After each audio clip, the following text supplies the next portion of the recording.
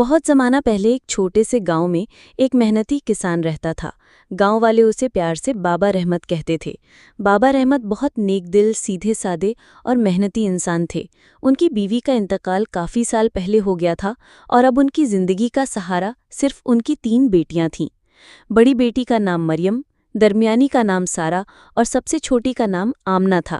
تینوں بیٹیاں اپنے باپ سے بے حد محبت کرتی تھیں۔ مریم نہایت عقل مند اور سنجیدہ مزاج کی تھی۔ وہ ہر بات سوچ سمجھ کر کرتی۔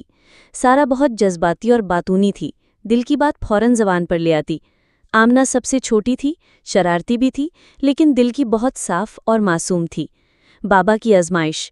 بابا رحمت بڑھاپے میں داخل ہو گئے تھے۔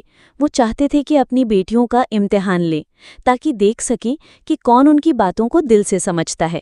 ایک دن انہوں نے تینوں کو بلایا اور کہا، بیٹیوں، بتاؤ تم مجھے کتنا چاہتی ہو؟ مریم نے ادب سے کہا، بابا، میں آپ کو دنیا کی سب سے قیمتی چیز سونے کی طرح چاہتی ہوں۔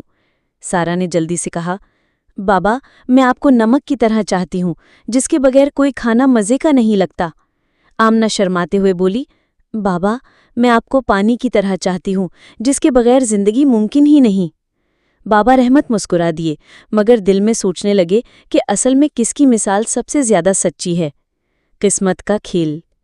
وقت گزرتا گیا، بابا کی صحت کمزور ہونے لگی۔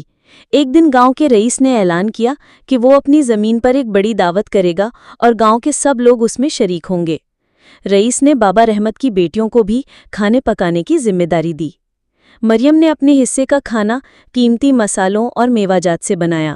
سارا نے کھانے میں سب کچھ ڈالا، لیکن نمک ڈالنا بھول گئی۔ آمنہ نے سادہ سا کھانا بنایا، مگر اس میں پانی کا توازن اور ذائقہ بہت اچھا تھا۔ دعوت میں جب کھانا پیش کیا گیا تو سب نے محسوس کیا، مریم کا کھانا خوبصورت تھا، مگر سب کو زیادہ بھاری لگا۔ سارا کا کھانا نمک کے بغیر پھیکا تھا، کسی نے کھانے کو ہاتھ نہ لگایا۔ آمنہ کا سادہ سا کھانا سب نے شوق سے کھایا اور تعریف کی۔ بابا کو حقیقت سمجھ آئی۔ بابا رحمت نے دل میں کہا، آمنہ کی مثال سب سے سچی تھی۔ سونا قیمتی ضرور ہے، لیکن سب کے فام نہیں آتا۔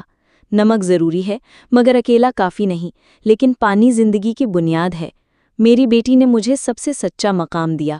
بابا رحمت نے اپنی تینوں بیٹیوں کو گلے سے لگایا اور کہا، بیٹیوں، تم تینوں ہی مجھے اپنی اپنی طرح چاہتی ہو۔ محبت کی کوئی ایک شکل نہیں ہوتی، لیکن یاد رکھو کہ محبت تبھی مکمل ہوتی ہے جب اس میں اخلاص، قربانی اور سچائی ہو۔